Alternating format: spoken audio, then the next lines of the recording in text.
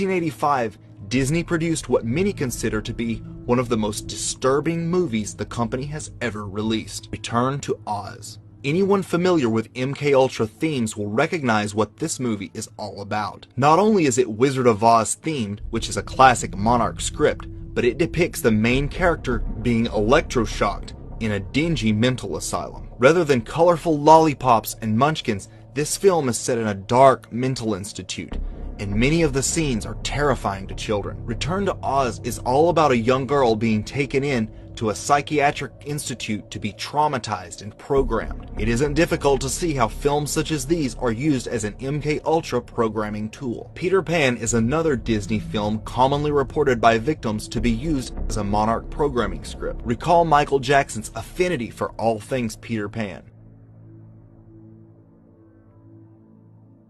Perhaps some of the strongest evidence for Disney's involvement in the secret Monarch program is the number of Disney-affiliated entertainers who seem to exhibit the signs and symptoms of trauma-based mind control, most notably public meltdowns and personality changes. Shia LaBeouf, who has gone on to show multiple signs of being a Monarch victim. He starred in a music video by artist Sia, which contained obvious MKUltra symbolism, such as a giant bird cage. He has also had very public meltdowns.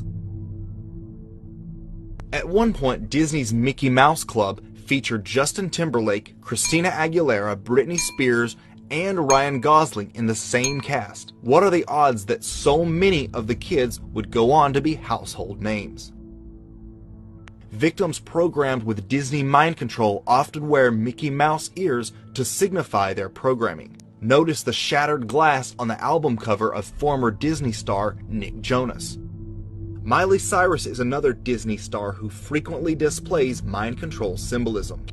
Here she is in a bird cage, which is one of the most classic symbols used to identify members of the Monarch program. Disney is notorious for creating a hypersexualized image around its teen stars. Miley went on to shock the world with her lewd performance with Robin Thicke, who was wearing a classic MK Handler black and white outfit. Joe Jonas has spoken out about what it is really like to work for the Disney Corporation and describes them as, quote, controlling puppet masters. Disney's theme parks also play heavily into the MKUltra conspiracy.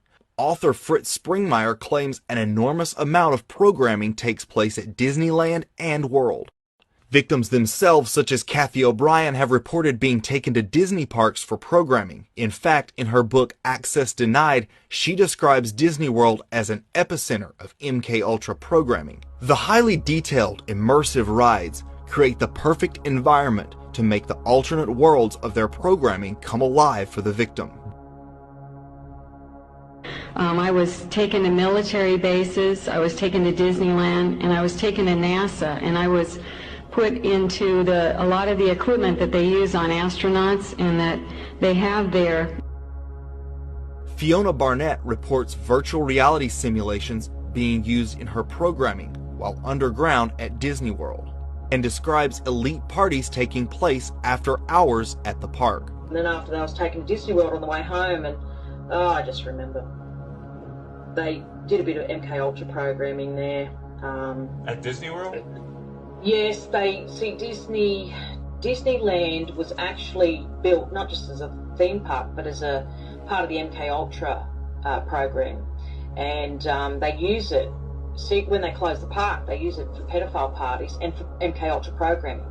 And see, the programming has lots of Disney themes in it. So, you know, Snow White and Tinkerbell and, you know, Alice in Wonderland and, you know, Wizard of Oz and all this sort of stuff. They're all used. These are the themes they use on children. And so when they play the movies, like Fantasia, you know, is a classic programming film, which, you know, kids like me hate. Brings back terrible memories of throwing up, etc. But all those programs, that's what they are. They're programs.